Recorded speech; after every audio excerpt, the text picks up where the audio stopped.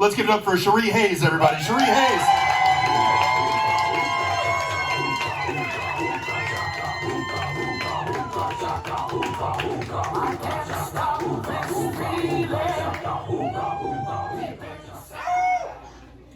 Hey, Rebel Lounge.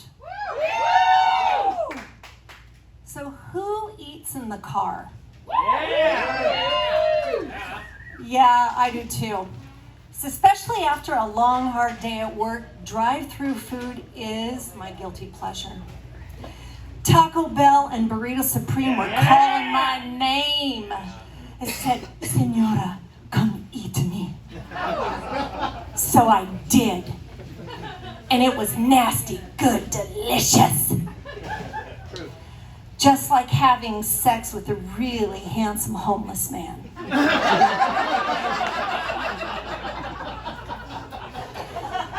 I was a really good girlfriend not long ago, and I attended a funeral with my boyfriend. What a way to meet the ex-wife. At least I didn't have to wish she was dead. And as we walked up and she lay in repose, I mean, she was beautiful for being dead. And I look at him and he's got these tears rolling down his cheek, and I'm like, what? Is there something going on here you need to tell me about? Are you like, aren't you over this by now?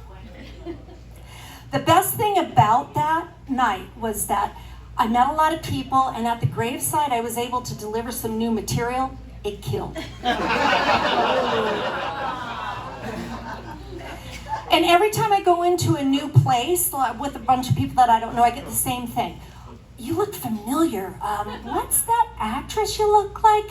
Are you on TV? I say, sí, I am La Doña Telenovela, soap opera superstar actress as mío. And the only time I am acting is if I decide to fake orgasm. And I was raised a Jehovah's Witness, so I might have knocked on your door. And in all that door knocking, I have witnessed a lot. Like all the people who came to the door naked, and you all know who you are. Or the time that I was chased off the porch with a shotgun by a little old lady. It's like, okay, I got the message. Like, I am no longer a Jehovah's Witness. I mean, they don't believe in having any fun. No birthdays, no Christmas, no patriotism, no oral sex. Yeah. And as you can see, I've made up for lost time. So I started a workout, and it's one of those places where they have the big boxes and the ropes and the tatted up beefcakes and the little tiny Barbie dolls and the really big, really loud music. So I finally got some earplugs, only now I could hear the lyrics. And it was, big booty, cock, pussy, suck my anaconda. I'm like, whatever happened to, let's get physical, let me hear your body talk. And as I'm huffing and puffing and working out, like I'm giving birth all over again, this little Barbie doll comes up and said, "Oh my God, are you okay?" I said, "I'm fine. I'm 62 and I just started working out 2 weeks ago." "Oh my God, I hope I look that good when I'm that old."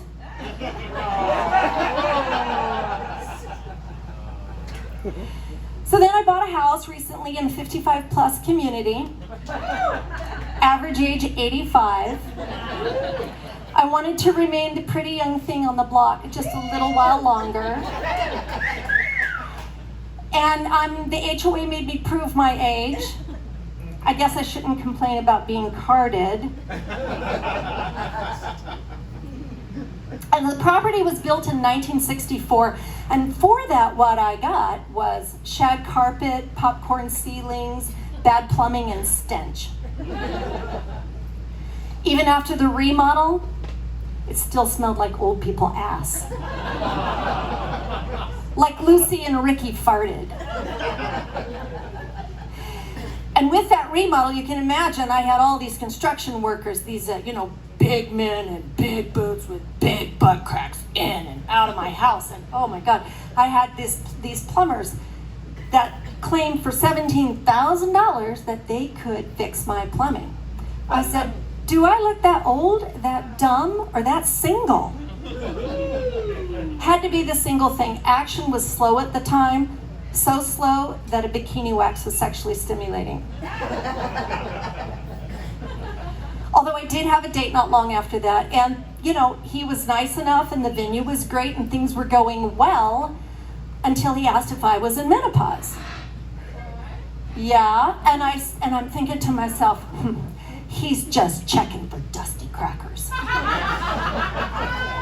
And if I had them, there would be no crumbs for you. So I said, how's your prostate? It was a short night. I broke up with him. And the last time I broke up with someone, in protest, I grew my pubic hair. Only it was sparse and I found a gray. I looked like a woolly mammoth with alopecia. But then I tried a dating site, and I should have known by the name, Silver Singles. I mean, their version of 62 is not my version of 62. It was a long 48 hours. And dating at any age, let's face it, you have to put yourself out there. And for me, dating the young guys, I have to compete with video games and pot. And I was never good at Pac-Man. As far as smoking pot, at the end of the night, I'm in front of the refrigerator screaming, ice cream or peanut butter, salt or sweet, stoner dilemma. Amen. And the middle-aged guys, I don't know if they all want the same thing. They must have some sort of granny fetish or something, because they all want me to tie them up with my support hose and beat them with my orthopedic shoes. And the older men now, at this stage of the game, that's really risky. Out on a date with this gentleman, and halfway through dinner, he asked if he could use my purse hook for his colostomy bag. You're telling me you don't have a purse hook? Come on. Purse hook? Come on. It was my civic duty to provide that for him.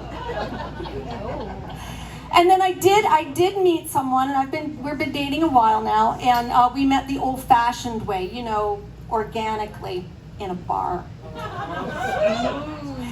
And in your 60s, it's a little bit different because, there's grown kids and grandkids and deaths and diseases and divorces and a lot of baggage. And it ain't Louis Vuitton. It's more like Samsonite and duffel bags. And you get to that point where, you like each other and you know that, okay, sex is imminent. But between his hernia and my bad hip, it's like, oh boy, this is gonna be fun. Sex is now dangerous. And sleeping together, that was a whole different thing too, because I had been alone a long time, and all of a sudden I wake up in the middle of the night, it's like, there's a body in my bed. And initially there was a whole lot of poking going on, and mostly it was me poking him because he was snoring. And then he started poking me, telling me that I was snoring, and I call bullshit on that, because this is too hot to snore. I purr. And we all know that men snore like a freight train with a busted muffler. It's true. So anyway, let's see. Okay, back to my house. So there I was remodeling this house, and there was lots of old growth bushes and stuff, bougainvilleas, and those damn bougainvilleas, I swear, those things are just messy and mean. It's like this constant confetti for this party that I never threw. And And now I have this beautiful patio, and I have my pineapple print umbrella, and I sit out in the mornings and I watch the world go by, and mostly it's people on their walkers walking their dog. And one day a woman walks up my driveway. My name is Marjorie Lamour. I'm your neighbor from around the corner. I'm like, what's with the pineapple print umbrella? You know that's all about the swingers. You a swinger or something? I'm like, clearly this woman is Karen before Karen. Oh, and what you trying to say to the neighborhood? And by the way, don't get any pineapple logos on your clothes or wear any pineapple tattoos, because that's how those swingers find each other out in public. It's like a secret handshake. You think I'm playing? I ain't playing. You just ask the Google. I'm like, wow, this Marjorie, she sucks the life out of the universe just to stay alive. But now I know why Betty and Bob came over with cocaine and champagne. I thought they were the welcome wagon. And I'm thinking, don't these swingers age out of this stuff at some point? So I did proceed to axe the Amazon for a new umbrella. Cream white. And so here she comes. New umbrella. Much better choice. Yeah, now you ain't gonna be so popular. I said, Marjorie, are you aware that if your husband eats pineapple, that it will sweeten his semen? What just did with your old umbrella? Can I have it? Now, I want you guys to know that the pineapple is no longer the international symbol for swingers. It now is color-coded loofahs. Those things just used to bathe yourself in the shower, nylon, displayed on your vehicle. Okay, so let's review. White means that you're a rookie and you're kind of nervous. Purple means you just like to watch. Teal means that you're bisexual and that you can up your chances for lots of fun. And then there's pink. Now pink is like a lower level swinger, like intro swinger, okay, like first base. And then there's blue, and that's the next level of swapping, okay? And then there's, let's see, orange. Orange is the next level. I mean, they play well with everyone. And then there's black. Black, full swap, balls out, home run. You know what they say?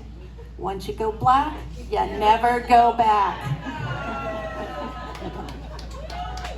So now that we've determined that we have all the different colors for all the different moods, you should see my loofah collection. Thanks, everybody.